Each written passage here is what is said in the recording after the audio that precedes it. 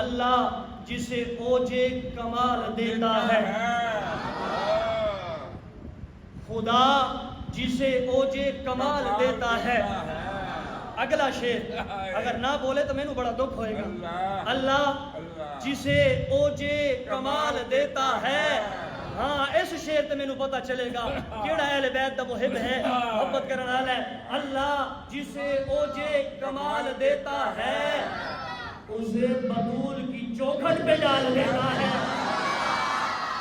ہاں جی، شاعر کہہ رہے ہیں کسی نو بھی مقام اچا اس ویلے تک نہیں مل سکتا جدو تک در زہرا دی غلامی نہ اختیار کر لیتا ہے۔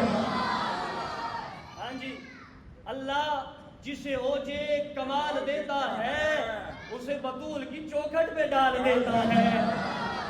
ہاں ہن قاعدہ تے کلیہ دس ہے، تھرمامیٹر دس چھڑیا ہے پرکھن دا، ایک کھرا ہے کہ کھوٹا ہے، اور سانو کیویں پتہ چلے گا؟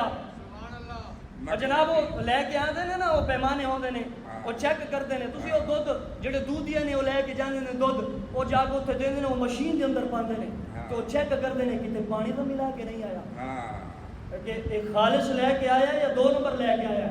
ہن خالص دی پہچان تے 2 نمبر دی پہچان لئی میں شعر عرض کر رہا ہوں، کہ میں ہن تانوں کہنا نہیں کہ تسی سبحان اللہ کہو، اگر تانوں اچھا لگے تو پھر کہہ چھوڑو گے۔ اور سنو، ہاں جی، اللہ جسے اوجے کمال دیتا ہے، اسے بطول کی چوکھٹ پہ ڈال دیتا ہے۔ پرکھنا چاہو اگر کسی کو تو یا حسین کہو،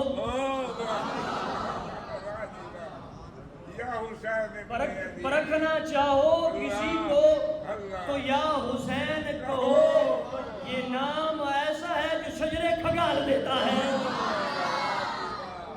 یہ نام ایسا ہے جو شجرے کھنگال دیتا ہے۔ جناب مل گیا نا بمانا تانوں؟ پھر دس دیو نا لوگاں نو، دسو، اور تسی کہندے ہو یا حسین، تسی نہیں کہندے، کنے تانوں آکھیا ہے ہاں یا حسین اسی نہیں کہندے؟ یا حسین تو ساڈی رگ رگ دے اندر وسیا آیا ہے۔